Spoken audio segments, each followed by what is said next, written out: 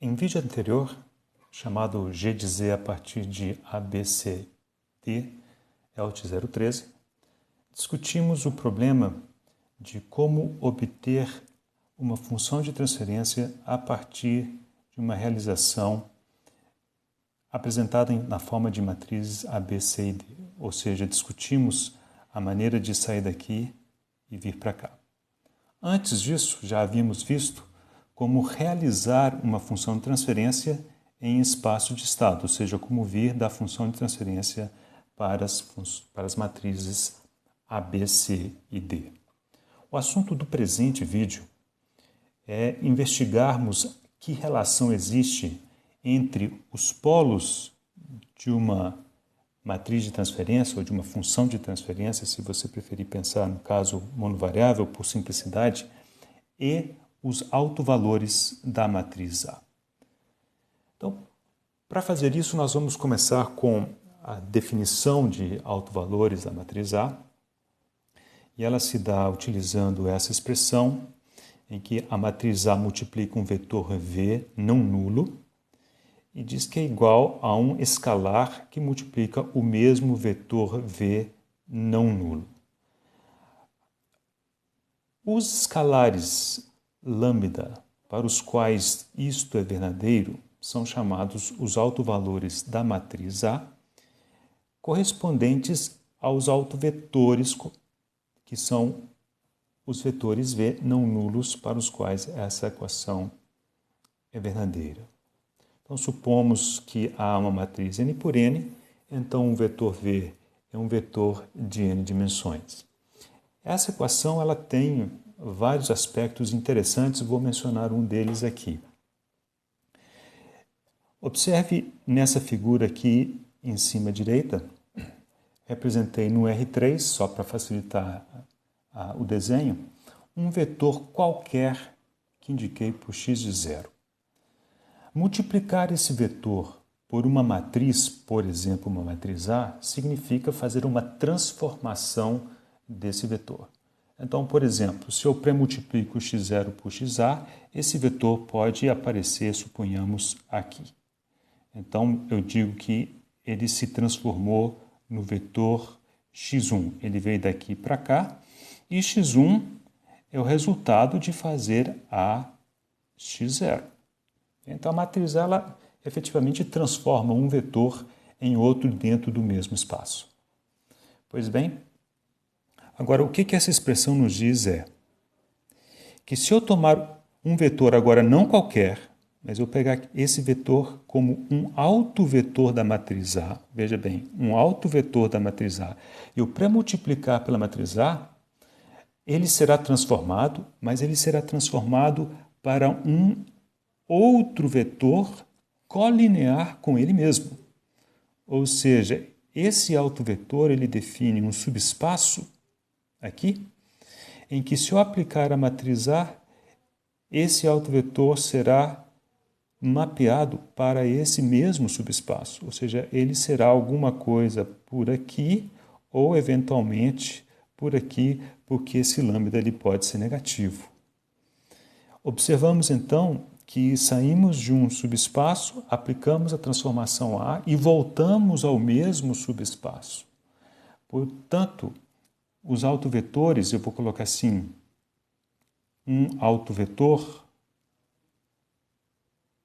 define um subespaço, e o termo aqui, esse aqui é um C cedilha, tá, gente? Um subespaço A invariante. Isso se chama A invariante porque o espaço não muda mesmo sob a aplicação da matriz A.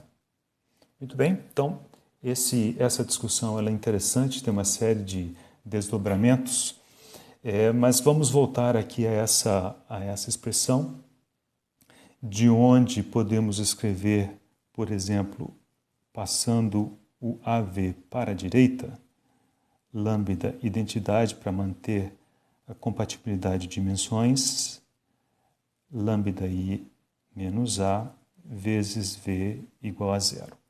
Então, temos um produto igual a zero, só que esse produto não é de escalares. Se fosse de escalares, saberíamos que um dos dois elementos ou ambos seriam iguais a zero. Neste caso, nós não podemos dizer o mesmo porque tratam-se de aqui um vetor, aqui uma matriz.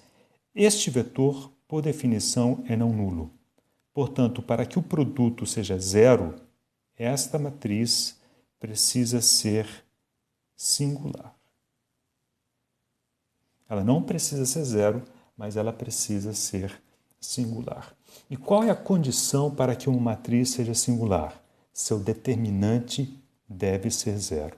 Portanto, isso aqui pode ser da origem à seguinte condição: determinante de lambda I menos A é igual a zero. Esta equação é conhecida como a equação característica de A.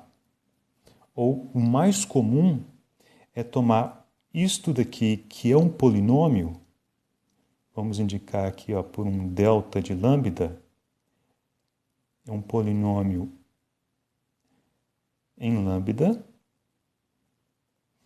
e esse polinômio, obviamente, é de ordem n, e se ele for mônico, ou seja, o expoente de lambda elevado a n igual a 1, esse polinômio recebe o nome de polinômio característico de A. Os valores de lambda, que são raízes do polinômio característico, ou os valores de lambda que atendem a esta equação, são os autovalores da matriz A.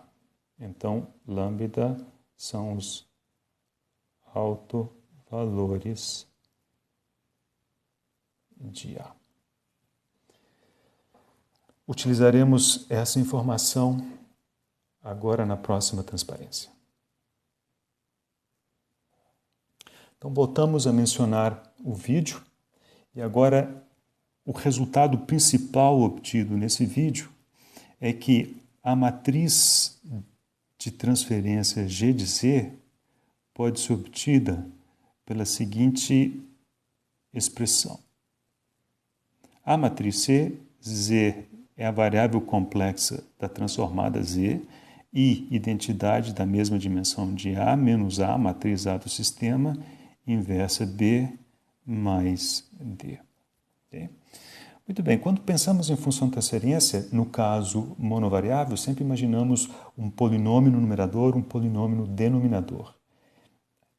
Graças a esse menos 1, quase sentimos que isso daqui faz o papel do polinômio do denominador. E, de fato, se olharmos para este resultado, que diz que a inversa de uma matriz, então imagine essa matriz toda aqui, a inversa dela, é 1 sobre o determinante dessa matriz vezes uma matriz aqui que é um cofator, né? São os elementos, são os cofatores do determinante de A. Isso aqui não nos interessa, o que nos interessa é observar que, efetivamente, o determinante da matriz, ou seja, o determinante de Zi menos A, aparece, vou colocar aqui no denominador da matriz de transferência ou da função de transferência. Ora, mas observem que isso daqui veio, isso é praticamente isso é o polinômio característico da matriz A. As raízes do polinômio característico da matriz A não eram os autovalores? Agora, as raízes deste denominador não são os polos? Portanto, um resultado que nós vamos falar um pouquinho mais dele já, é que, vou colocar assim, normalmente,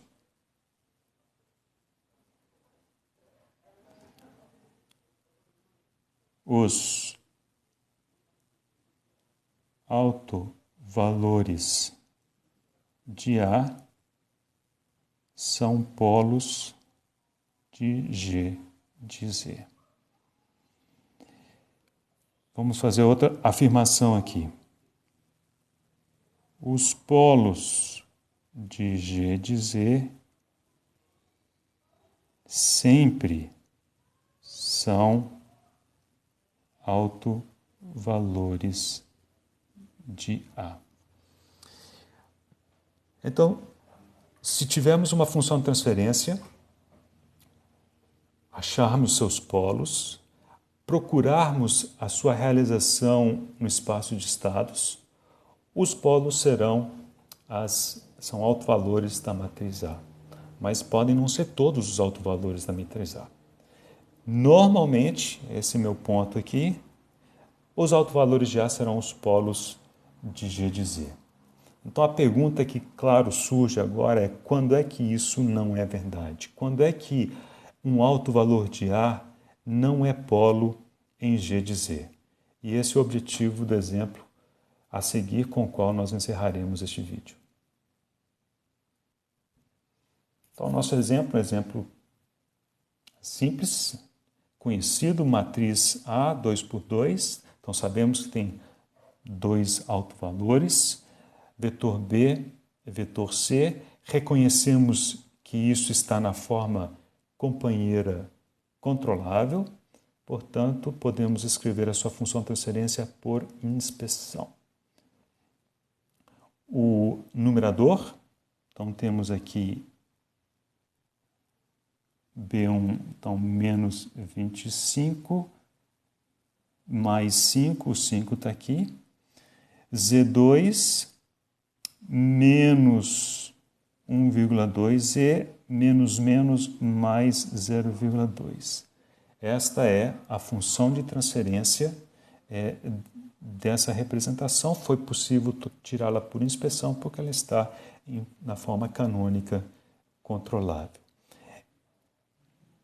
Este denominador tem raízes em 1 e em 0,2. Esses são os polos da função de transferência. Mas observamos aqui que ele também tem um zero e esse zero também está em 0,2. Ou seja, esse zero cancela com esse polo. E efetivamente, essa função de transferência ela é simplesmente 25 sobre Z menos 1. Ok? Muito bem. Essa aqui é a nossa análise, mas vamos continuar trabalhando apenas com a representação em espaço de estado. Ora, quais são os autovalores da matriz A? Sabemos que são as raízes do polinômio característico, que é det de lambda I menos A. Isso daqui é o determinante de uma matriz lambda na diagonal principal menos A. Então, menos 0, menos 1, menos 0,2 é 0,2 e menos 1,2. Então, determinante de uma matriz 2 por 2 é o produto da diagonal principal. Então, portanto, lambda que multiplica lambda menos 1,2 menos o produto da diagonal, da contra-diagonal principal, 0,2. Isso aqui é igual a lambda 2 menos 1,2 lambda mais 0,2. Este polinômio, que é o polinômio característico da matriz A, é precisamente o denominador da função de transferência se trocarmos lambda por Z. Então, observe que aqui, efetivamente, os autovalores são lambda igual a 1, lambda igual a 0,2. Mas, devido a esse cancelamento, os polos da função de transferência é um só, é o polo em Z igual a 1. Então, este é um exemplo em que este polo, que é autovalor, ele desaparece por causa do cancelamento. Portanto, o alto valor em 0,2 não aparece como polo da função de transferência na sua representação mínima, né? Então, a menos que haja cancelamentos de polos e zeros, autovalores serão polos e polos serão autovalores. Se houver cancelamentos, aqueles polos que tiverem sido cancelados não serão mais polos, porém continuarão sendo autovalores da matriz A.